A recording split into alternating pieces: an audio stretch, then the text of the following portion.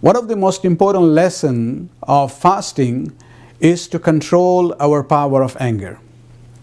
In the famous sermon welcoming the Holy Month of Ramadan, the Prophet ﷺ, in one passage he says, "O people, whosoever among you improves his character, his khulq, during this month, he shall have the pass for going over the sirat, the bridge on the day of judgment, when the feet shall sleep." Then he says, whoever reduces the burden of work from his subordinates or employees, Allah shall lessen his reckoning of his deeds for him on the day of judgment. And then he says, whoever prevents his evil from people, Allah shall prevent his anger from that person on the day he shall meet him. This year's Ramadan during the lockdown has been a real challenge for some families.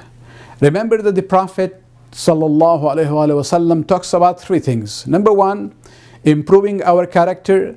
Number two, reducing the burden of our employees. And number three, restraining our evil from others. As far as the issue of improving our character, our khulq is concerned, and that's where you get the word akhlaq. Controlling our anger is an essential outcome when we talk about improving our character.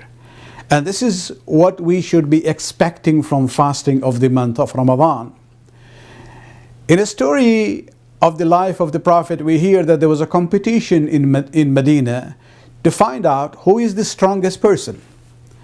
The person who was able to lift the heaviest stone was declared as the strongest of them all.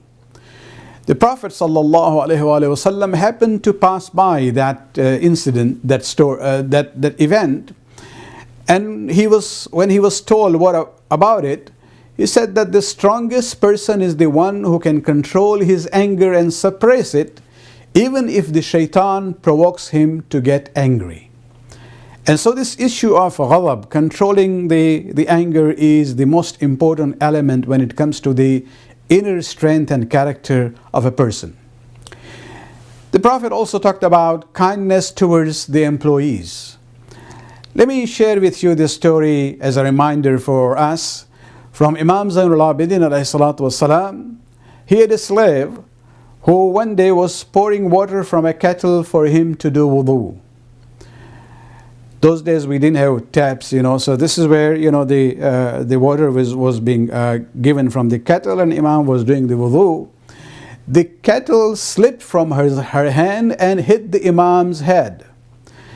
Seeing the pain on the Imam's face, the slave immediately recited part of the ayat of Quran where Allah subhanahu wa ta'ala praises the righteous people. And one of the qualities there is وَالْكَاظِمِينَ الْغَيْظِ, means those who suppress the anger. As soon as she recited that sentence, Imam responded by saying, "I have restrained my anger. Don't worry about it." She then continued the verse and said, وَالْعَافِينَ عَنِ النَّاسِ, and they pardoned the people. Imam responded by saying, "I have forgiven you, don't worry about it. This was just a mistake." Then she concludes the ayat by saying, وَاللَّهُ يُحِبُّ الْمُحْسِنِينَ, and Allah loves the good doers. And this is where Imam says, "Go, I have made you free for the pleasure of Allah subhanahu wa ta'ala." And so this is an example that when we deal with those who are subordinates and our employees, not only in the month of Ramadan where we have to be extra careful and being kind towards them, in general this should be our attitude of controlling the anger. And whenever there is room for pardon, of course you have to correct the situation and ask, in order for them to improve themselves. But wherever there is room for leniency and forgiveness, this is what you should take the chance, because Allah subhanahu wa ta'ala will forgive you on the day of Qiyamah.